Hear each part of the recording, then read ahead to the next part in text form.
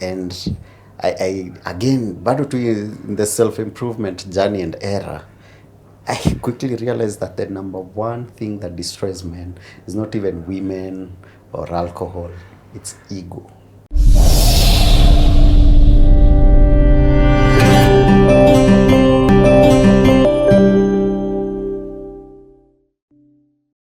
Leadership Masterclass.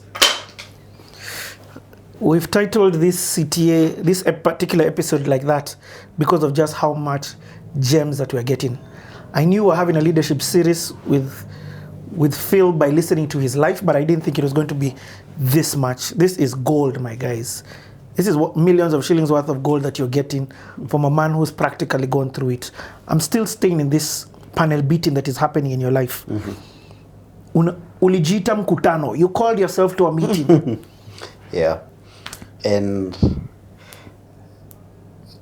the prison that you keep talking about, I think it's very important for every man. I hope it doesn't kill you, but every man needs to hit rock bottom once or twice, because it completely destroys your ego.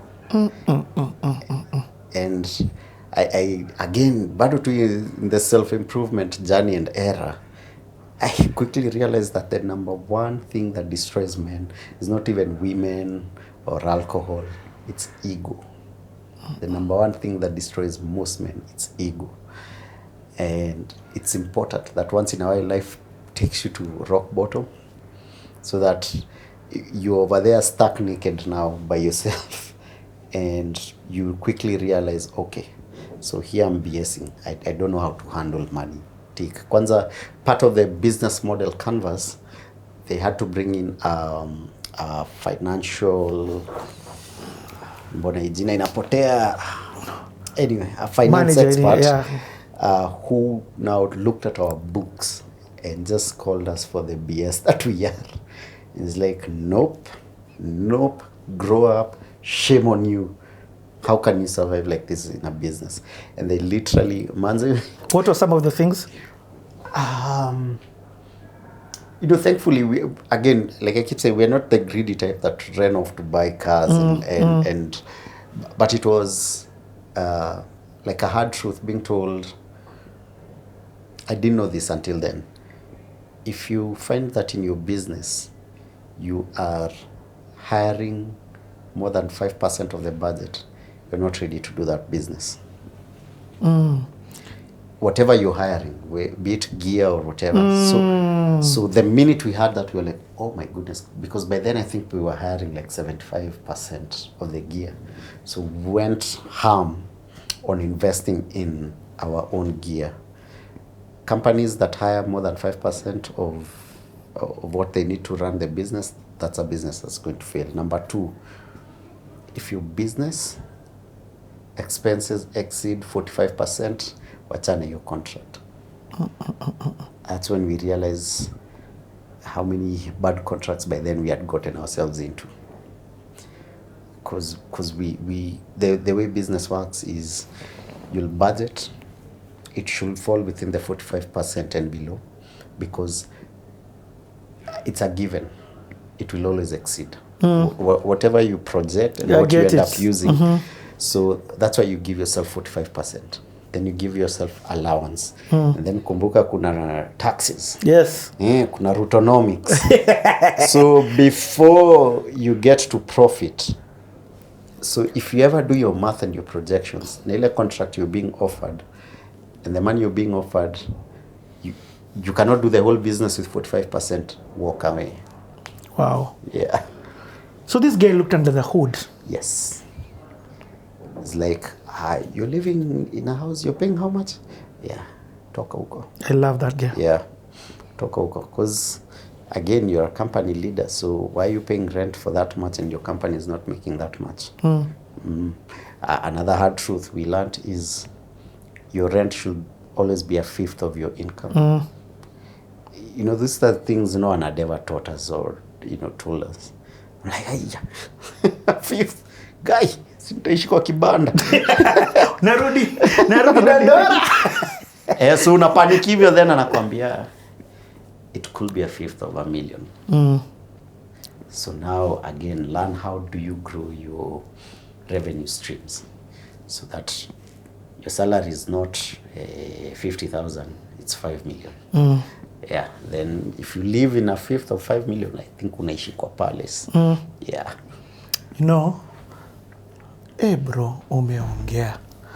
And I think for me, I'm feeling it because niko kwa hii stage. So I'm studying leadership. And me, I always natumianga the Bible. So there's a guy called Moses. Right.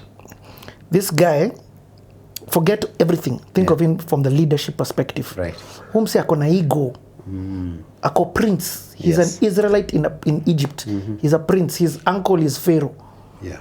But this guy, his ego is stripped out of the guy.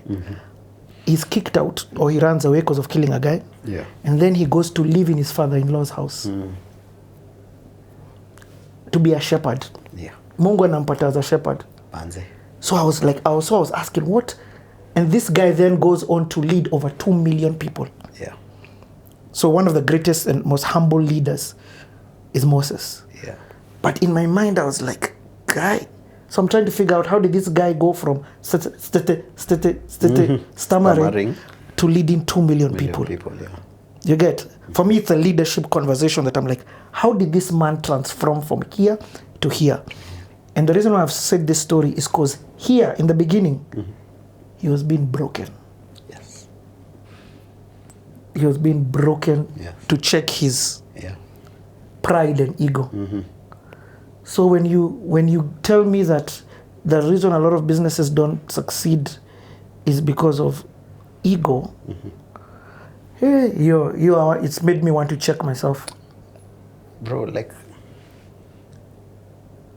one of the things I had to do in the last, and it's a journey, it doesn't happen immediately. One of the things I had to do in the last 1 year or two has been doing that, breaking now, realistically, because there's expectations and pressure from society. And success in this industry called media and entertainment, right?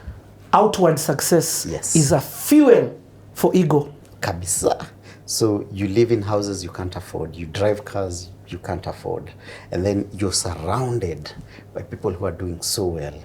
So like, or appear to be doing so well. Now for me in my clique, thankfully we are very honest about how we go about business. So for me, the people that surround me, Abel, Njugush, Sele, Judy, they're doing really well, and that's because they got into the digital game way before me. Now for me, I'm just getting into it. So it's also very easy for me to compare myself to Abel, for example, because he's always close to me. But being stripped of your ego is also understanding, hey bro, vidole wazitoshani. Kwa hii life, vidole hazitoshani. Uko hapa kuna mtu wako hapa. Na ni sawa. And it's okay. And everyone's journey is different. Abel's journey, Njugush's journey, Sele, Judy, Butita, journey yao ni very different from me. And eating humble pie and accepting siko pali wako. So, wow. Yeah. So in right fact, now, in that crew, when you're from outward perspective, you I get what you're saying. Yeah, exactly. So they're driving all these cars, and trust me, they've got their whatever checked. They're not just wasting their money. Me bro, saina drive kagari nikifika point wananiuliza una drop ama unapiga. Bro, tuko wawili. And unakuja wow. And it's okay. Kila mtu na pace yake.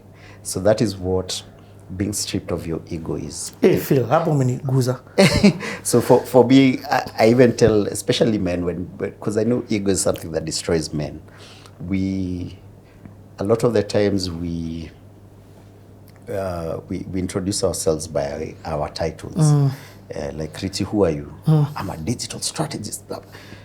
So I always tell men, when it comes to your value, your worth, the best time to ask yourself that question ni enda kwa bedroom yako, toa nguo zote, uchi, stand in front of the mirror.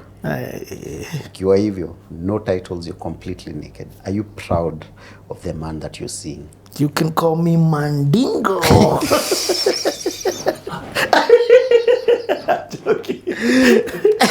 And it's one of the reasons we tell men, a lot of men, start working on your physique, start working on working out, because at that point, if you look at your body and you're like, I'm proud of what I'm seeing, then already you're starting to get what is it called? Unaanza kuwa confident in yourself without the titles. Strip away all the titles. Because a lot of men around here, we walk around with borrowed, why are these words zinanipotea? Borrowed confidence. We walk around with borrowed confidence. Your chums. Yes, I'm engineer, your title. so and so. I run the biggest production company. I am CEO so and so. I am wakili so and so. Borrowed confidence. Then you drive a Mercedes. Bro, you're not confident. You're just relying on the legacy of a Mercedes that's been there for about 100 years. Oh, Borrowed my confidence. guy. Yeah. The thing that's giving you the confidence is a legacy of a company that's been there for 100 years. It's not you. Because you step out of the Mercedes and wasi wanakupea heshima fulani, but sio wewe.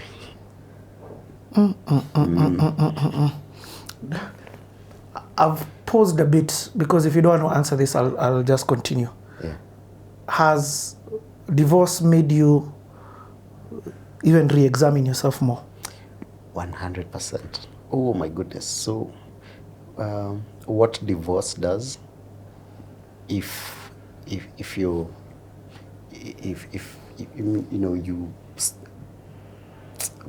if you go through the grief the right way, because the first thing when you're getting divorced, the first thing that happens is, as all humans do, is blame your partner, the person you're divorcing with. But if you allow yourself to go through grief the right way, which means going through therapy, having the right conversations, crying,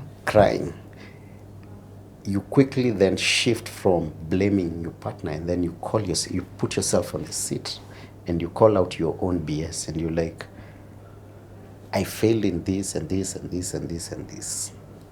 I need to improve on this and this and this and this. So divorce has also taken me to that point of looking inwardly, like, what did I do wrong? Where did I fall short? Why did I miss this and this? What should I have worked on myself? What should I have improved? Never ever go on a blame game. Ever. Yeah. And in that period, I talked to men and women who had gone through this. Manze, unatoka umeongea na mtu, they've been divorced for like 5 years, but the guy is still so bitter and angry. And I remember telling myself, no, 5 years from now, I don't want to be this angry and bitter at my ex-wife. No, not at all. So I'm not going to channel my anger and blame to her. No, I'm going to look at myself. What did I do wrong? I'll never focus on her, myself. Nani ukijita, by the way, you realize, oh, Philip, you effed up here and here and here and here. Yes, you're to blame for this. Unajita mkutano, unajiambia, aya, now start again. Start rebuilding yourself again. Wow. Yeah. So ulisimama uchi in front of a mirror? Every day. Squeezy. Sipama, are you proud? No. Are you still working? At the moment, hey, I've put on some weight, man. In my midsection, I've not been able to work out as much as I used to after the accident. So, yeah. I'm making light of it, but I thank you. Yeah. I on CTA intentionally don't like talking about what the guest doesn't like to talk about. Yeah. Because first and foremost, it's not these guys I'm after. It's honoring you for the time you've given us and for the sharing.